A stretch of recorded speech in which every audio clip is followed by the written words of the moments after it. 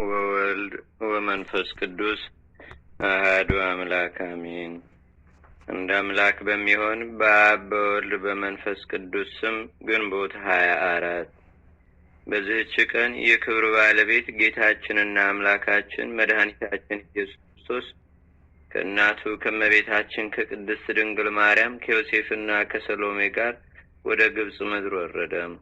ያን ጊዜም እርሱ ጌታ የ2 ዓመት ሕፃን ነበር።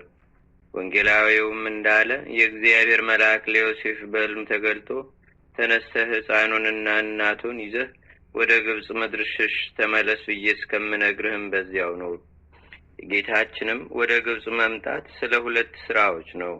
አንዱ ሄሮድስ ቢያገኘው ሊገድለው እንዳይችል፣ ስለዚህ ሌሎች ትስቢቱ ምትሃት ነው ብለው እንዳያስቡ፣ ሁለተኛውም የግብጽ ሰዎች በመካከላቸው በመመላለሱ ጸጋውን እንዲያገኙ ጣዖታትንም ቀጥቅጦ ለማጥፋት እነሆ እግዚአብሔር በፈጣን ደመና ተቀምጦ ወደ ግብጽ ይወርዳል፣ ጣዖታትን በፊቱ ይወድቃሉ ያለው የነቢዩ ኢሳይያስ ትንቢት ይፈጸም ዘንድ ነው። የክብር ባለቤት ጌታችንም በረቀቀ ጥበቡ ሸሸ። በመጀመሪያም የደረሱበት ሀገር ስሙ በስጣ ይባላል። አልተቀበሏቸውም። በዚያም የውሃ ጉድጓድ ቆፈሩ። ያቺም ውሃ ለሩቆች ፈዋሽ ስትሆን ለዚያች ሀገር ሰዎች ግን መራራ ሆነች። ከዚያም በገምኑዲ መንገድ ተጉዘው ወንዝ ተሻግረው ወደ ምዕራብ ደረሱ። የክብር ባለቤት ጌታችንም ተረከዙን በአለት ላይ አደረገ። በተረከዙም አምሳል በአለቱ ላይ ተቀረጸች። እስከዛሬም ያም ቦታ የጌታችን የተረከዝ ቅርጽ የተባለ። ጌታችንም እመቤታችን ቅድስት ድንግል ማርያምን እናቴ ሆይ በዚህ ቦታ ቤተ ክርስቲያን በስምሽ ይሰራ ዘንድ እንዳለው ወቂ፣ በውስጡም ድንቅ ተአምራትን አደርጋለሁ፣ ስሙም ደብረ መጥማቅ ይባላል አላት። ከዚያም ወደ ፀሐይ መግቢያ ወደ አለ ባህር ሄዱ። የአስቄጥስንም በረሃ ዱር ከሩቅ አዩ። ጌታም በላዩ ባረከ። እናቱንም እናቴ ማርያም ሆይ በዚህ ዱር ውስጥ ብዙዎች ሰዎች መነኮሳትን ሆነው በገድልም ተጸምደው በመላእክት አምሳል ያገለግሉኛል። ከዚያም በፀሐይ መውጫ በኩል ወዳለ ተራራ ሄዱ። ዮሴፍም የሚመረኮዘው በትር በእጁ ነበረ። ጌታችንም ይህ ቦታ የሚያቃጥል በረሃ ነውና እንቀመጥ አለ። ጌታችንም የዮሴፍን በትር አንስቶ ሰበራት። ጥቃቅን ስብርባሪዎች አድርጎ በዚያ ቦታ ተከላቸው። በከበሩ እጆቹ ጉድጓድ ማሰ። መዓዛው የሚጣፍጥ ውሃም አፍልፈልቆ ፈሰሰ። ከዚያ ውሃም በመሃል እጁ እየዘገነ የተከላቸውን ስብርባሪዎች አጠጣቸው። ወዲያውኑም በቀሉ፣ አድገውም ታላላቅ ዛፎች ሆኑ። ከእርሳቸውም ጣፋጭ ሽታ ሸተተ። እርሱም ከሽቶዎቹ ሁሉ እጅግ የሚጣፍጥ ነው። በለሳንም ብሎ ጠራቸው።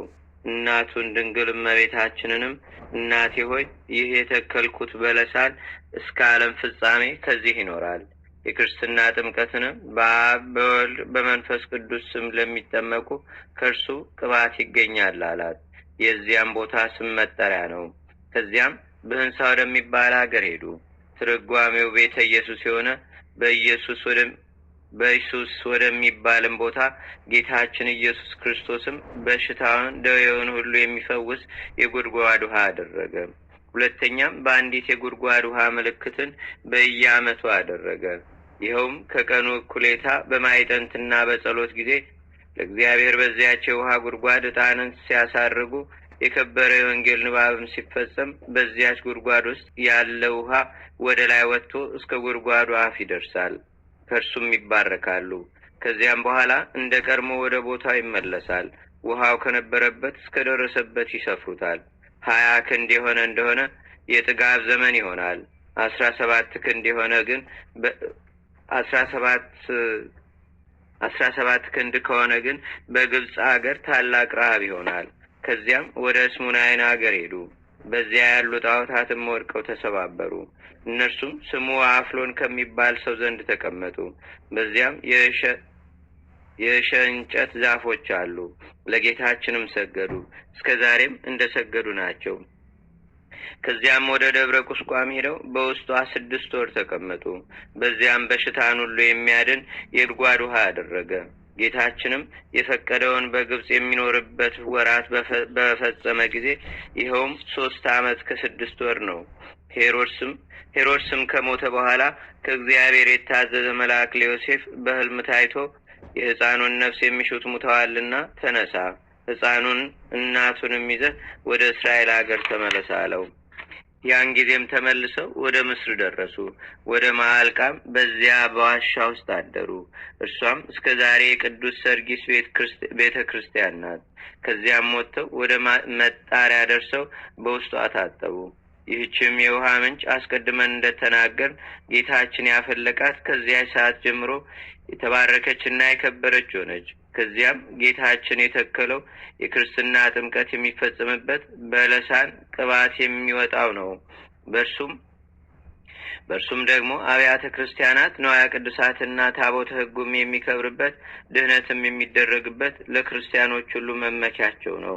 በጌታችን መመለስም ልጄን ከግብጽ ጠራሁት ያለው የኦዚያን ትንቢት ተፈጸመ። ስለዚህም ታምራትን በግብጽ ድንቅ ስራንም በጣኔዎስ በረሃ ያደረገ በማለት እየዘመርን በዚህች ዕለት መንፈሳዊ በዓልን ልናደርግ ይገባናል። ከቅድስት ድንግል ማርያም ተወልዶ ስለኛ ለተሰደደ ለእግዚአብሔር ምስጋና ይሁን። በእኛ ላይም ይቅርታውና ምሕረቱ ለዘላለሙ ይሁን። አምላክን የወለደች የተባረከች የድንግል እመቤታችን ማርያም በረከቷ የዮሴፍና የሰሎሜም በረከታቸው በአገራችን በኢትዮጵያ በሕዝበ ክርስቲያኑ ሁሉ ላይ ለዘላለሙ አድሮ ይኑር፣ አሜን። ሰላም ለበዓትከ ውስተ ምድረ ግብጽ ዘኮነ ብሎ መዋዕል አምላክ በጊዜ ኮንከ ሕፃነ በትረ ዮሴፍ አሜሃ ከመታሬ ስልጣነ ገቢረከ በበስባር ሀበተከልከ መካነ ማየተመ ቅድሳት ይኩን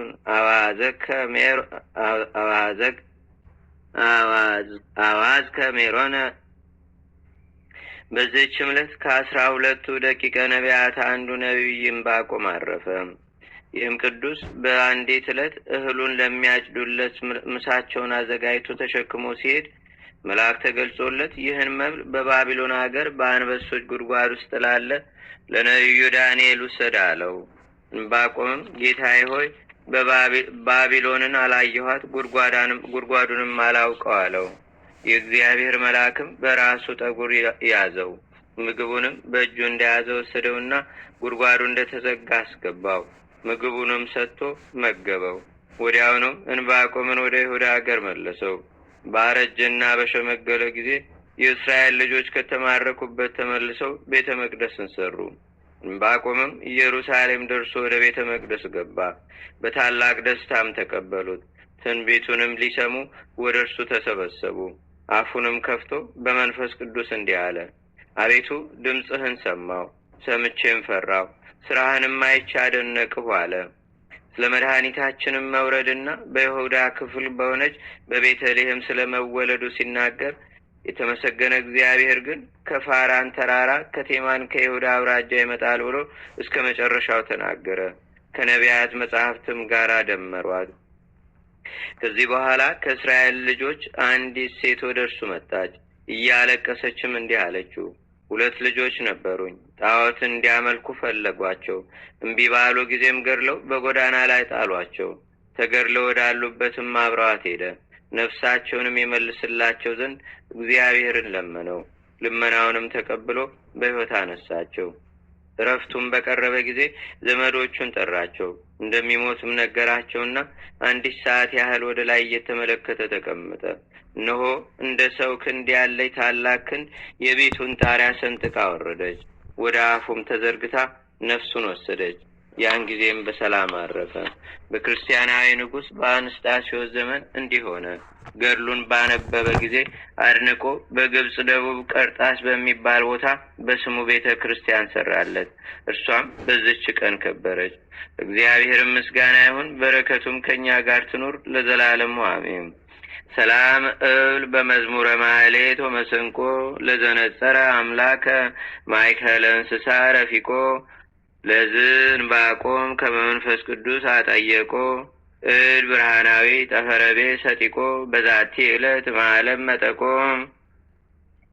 በዚህችም ዕለት የንጽና ሀገር የከበረ ቀሲስ አብቆልታ በሰማዕትነት አረፈ። ይህም በኃይለ መድኃኒት ነው። ለበሽተኞች በጎ ሥራ በመስራት ያለ ዋጋ ያክማቸዋል። ደግሞም የሚበሉትን፣ የሚጠጡትን፣ የሚለብሱትንም የሚሹትንም ሁሉ ይሰጣቸዋል። በዚያም ወራት ወደ ሰይዳ አውራጃ ወደ መኮንኑ አርያኖስ ዲዮቅልጥያኖስ ላከ። የዚያችን አገር ሰዎች ለጣዖታት እንዲሰግዱ ያስገድዳቸውም ዘንድ። በዚያንም ጊዜ ይህን ቅዱስ ያዙት፣ ወደ ስሙናይንም ወስደው በመኮንኑ ፊት አቆሙት። መኮንኑም ወደ እርሱ ይመልሰው ዘንድ በጎ ቃልን ተናገረው። ሊመልሰውም ባልቻለ ጊዜ ቆዳው እስኪሰነጣጠቅ እንዲገርፉ ታዘዘ። ከዚህም በኋላ በሕይወት እያለ በእሳት አቃጠሉት። ገድሉንም በዚህ ፈጸመ። ምዕመናንም መጥተው በድኑን ወሰዱ። ከከተማው ደቡባዊ በሆነ ተራራ ላይም ገንዘው በክብር ቀበሉት።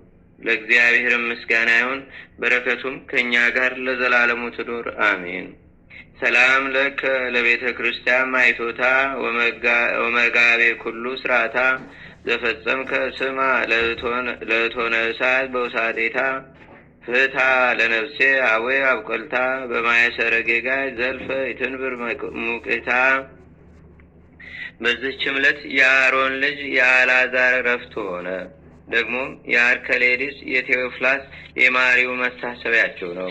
በረከታቸውም ከእኛ ጋር ለዘላለሙ አድሮት ይኑር አሜን። እንደ አምላክ በሚሆን በአብ በወልድ በመንፈስ ቅዱስ ስም ግንቦት 25 በዚህች ቀን አምላክን የወለደች የቅድስት ድንግል የእመቤታችን ማርያም የአክስቷ ልጅ ብጽዕት ሰሎሜ አረፈች። በዚህችም ቀን ከእንዴና አገር የከበረ ኮጦሎስ በሰማዕትነት አረፈ። በዚህችም ቀን ስብስጣ ከሚባል አገር አባ ሄሮዳ በሰማዕትነት አረፈ። በዚህችም ቀን የክብር ባለቤት ጌታችን የዮሴፍን በትሮች በአረንጓዴ ቦታ ላይ ተከለ። ለእግዚአብሔር ምስጋና ይሁን። እኛንም በቅዱሳን መላእክት፣ ጻድቃን፣ ሰማዕታት፣ ደናግል፣ መነኮሳት፣ አበው ቀደም ይልቁንም በሁለት ወገን ድንግል በምትሆን በእመቤታችን በቅድስተ ቅዱሳን በድንግል ማርያም ረድኤትና በረከት አማላጅነቷም በአገራችን በኢትዮጵያ በሕዝበ ክርስቲያኑ ሁሉ ላይ ለዘላለሙ አድሮ ይኑር አሜን። ዛቅረብኩ ማሌታ ዘኪራ ይላፈ ለተጸምዱከ ዘልፈ ለላነብብ ተወከ ዘንዴቴ መጽሐፈ እንተረሰይከ እግዚኦ ጸድቀመለት ውኩበ ምላቡ ላን ዘተርፈ ነቢያት፣ ቅዱሳን፣ ሐዋርያት፣ ሰባኪያን፣ ሰማዕቶ፣ ጻድቃን፣ ደናግል፣ አዲ ወመነኮሳት ሄራን ባርኩ ባርኮ ጉባኤ ዛቲ መካን እስከ አረጋዊ ሊቆኖስ ሕፃን ለዘጻፎ በክርታስ ወለዛ ጻፎን ዘይደርስ ለዛ አንበቦ ለዘተርጎሞ በልሳን አዲስ ወለዘሰማ ቃሎ በዝነ መንፈስ በጸሎተሙ ማርያም አራቂተ ኩሉ እምባስ ክቡረ ማረነ ኢየሱስ ክርስቶስ አቡነ ዘበሰማያት